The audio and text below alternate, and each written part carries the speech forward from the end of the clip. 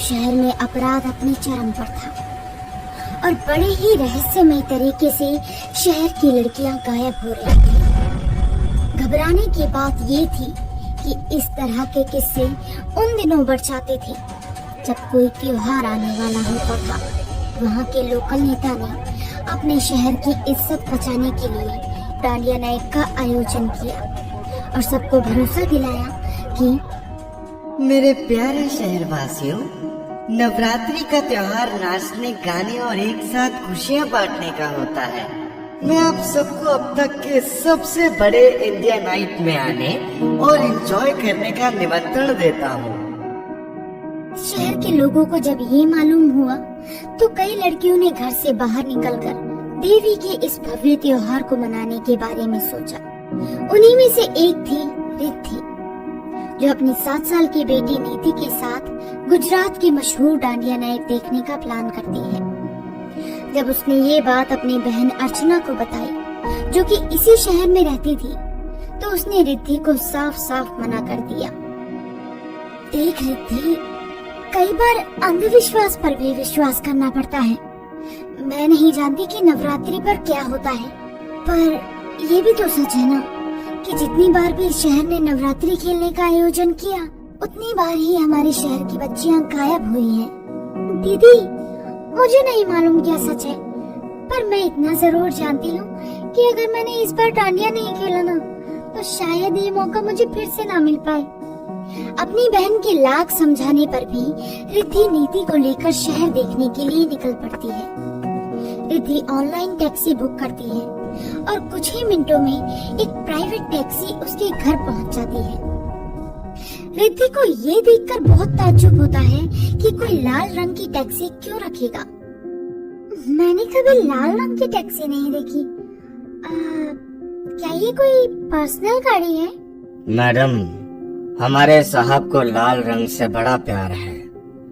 उनका मानना है कि ये रंग भीड़ में भी अच्छे से दिखता है।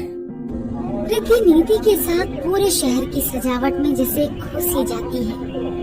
कहीं चमचमाती लाइट्स लगी थी, कहीं दुकानों में गाने चल रहे थे और भीड़ इतनी कि कोई भी खो जाए। रात भर घूमने के बाद रिद्धि वापस अपनी दीदी के घर आ जाती है। रिद्धि, क्या तुमने टाइम नहीं देखा? रात के 11 बज रहे हैं और तुम इतनी लेट वापस आ रही हो। मैंने तुम्हें मना किया था ना। रिद्धि अब भी अर्चना से बात कर रही होती है कि तभी नीति के चिल्लाने की आवाज आती है और दोनों बहनें जैसे ही कमरे में पहुंचती हैं, तो वो नीति को खिड़की खोलकर बाहर झांकते हुए देखकर घबरा जाती हैं। नीति, बेटा क्या हुआ? तुम ये खिड़की खोलकर क्यों बैठी हुई हो? नीति कांपते हाथों से दीवार पर टंगे देवी दुर्गा और महिषासुर की फोटो की ओर इशारा करते हुए कहती है,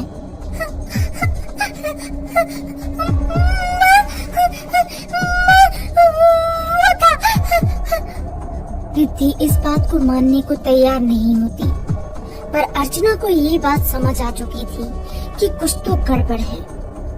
अर्चना जैसे बौखला उठती है और रिद्धि पर चिल्लाने लगती है। देख लिया रिद्धि, तुम्हारी एक गलती की वजह से उस राक्षस को हमारे घर के बारे में पता चल गया है। दीदी, अब तो यूं ही घबरा रही हो। बच्ची है, शायद कोई भ्रम हुआ होगा। वो दोनों काफी देर तक बात करते रहे और फिर अपने अपने कमरे में सोने चले गए। आधी रात पार होने पर रिद्धि को खिड़की से अजीब सी आवाज सुनाई देती है, जैसे कोई खिड़की पर कुछ मार रहा था। रिद्धि जल्दी से खिड़की खोलकर देखती है और उसके पैरों तले जमीन ही निकल जाती है। वहाँ कोई तो था जिसकी आंखें लाल चमक रही थी। सर पर तो काफी बड़े बड़े सींग थे और वो रिद्धि को देखकर हुर्रा रहा था। रिद्धि ये देखकर उसे पकड़ने के लिए सीधा बाहर की तरफ भागी, पर वहाँ पहुँचने पर उसे वहाँ कोई भी नहीं दिखा। क्या वो कोई छलावा था? नहीं, जरूर कोई जानवर होगा। रिद्धि जैसे ही वापस अपने कमरे में पहुंचती है तो उसके होश उड़ जाते हैं। नीति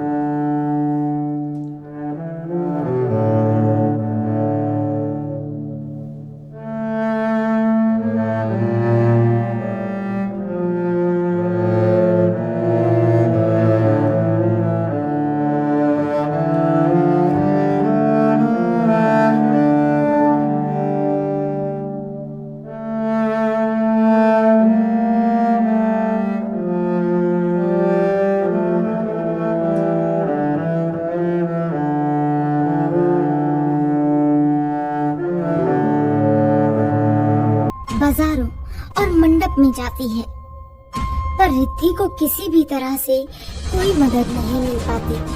ना जाने मेरी बच्ची कहाँ होगी, किस हाल में होगी। कहीं मेरी बच्ची के साथ किसी ने कुछ गलत किया तो। रिद्धि अब भी खुद को संभाल नहीं पा रही थी। तभी वहाँ से वही टैक्सी वाला निकलता है।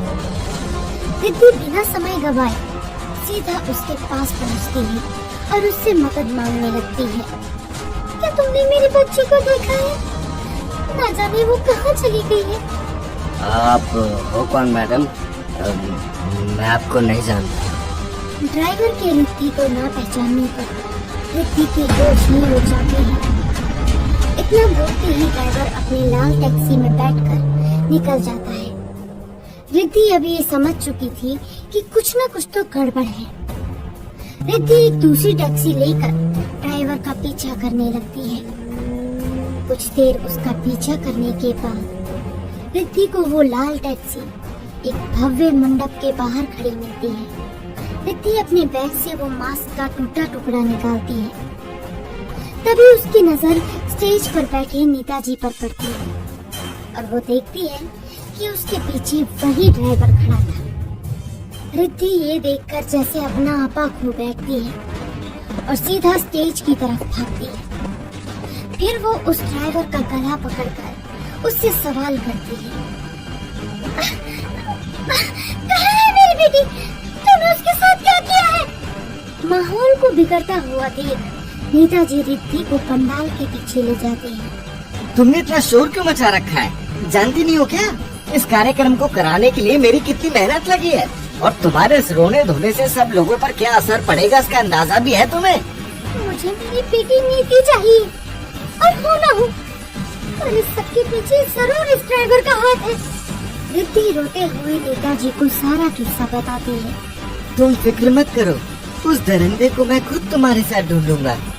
अचानक पीछे से दो हाथ आकर रिद्धि के चेहरे पर काला कपड़ा डाल देते हैं। जैसे ही उसके चेहरे से वो कपड़ा हटाया जाता है तो अपने सामने का मंजर देखकर रिद्धि के होश उड़ जाते हैं। वो एक टूटी फूटी बिल्डिंग में था जहाँ देवी की टूटी फूटी मूर्तियाँ रखी हुई थी और चारों तरफ बस मशालें जल रही थी। जमीन पर काले जादू के निशान और एक कोने में बच्चों के कपड़ों का मीनार लगा हुआ था। रिद्धि मदद के लिए चिल्ला ही रही होती है कि तभी सींगों वाला डरावना मास्क पहने एक आदमी नीति को अपने गोद में उठाए एक कमरे से निकलता है। क्यों री, तू इसे ही ढूंढ रही थी ना? देख, ये तो बिल्कुल ठीक है। प्लीज मेरी बच्ची को छोड़ दो। उसने तुम्हारा क्या बिगाड़ा है?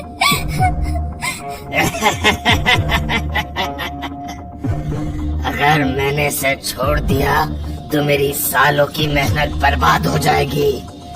आज की रात मुझे आखिरी बलि देनी है और फिर मैं उन सभी शक्तियों को पा लूंगा जिसके बारे में बस कल्पना ही की जा सकती है।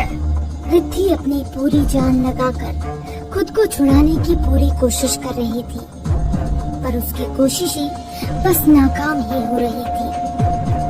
मास्क लगाए वो आदमी नीति को फर्श पर लेटाकर उसके आसपास पेट्रोल से एक गोला बनाकर उसमें आग लगा देता है और फिर वो अजीब से मंत्र पढ़ने लगता है। तभी रिद्धि की नजर उसके साथ रखी मूर्तियों पर जाती है। हाथ में लगे त्रिशूल से अपनी रस्सियां काट लेती है। अब रिद्धि में जैसे अजीब सी शक्तियां आ गई थी और वो जैसे तैसे उस त्रिशूल को पकड़े अपनी बच्ची को बचाने के लिए दौड़ती है। रिद्धि पेट्रोल की बोतल को उस नकाबपोश पर फोड़ डालती है और आग के करीब होने के कारण वो झुलसने लगता है। रिद्धि जैसे ही उस नकाबपोश का नकाब निकालती है तो उस आदमी का चेहरा देखकर उसके पैरों तले जमीन ही निकल जाती है।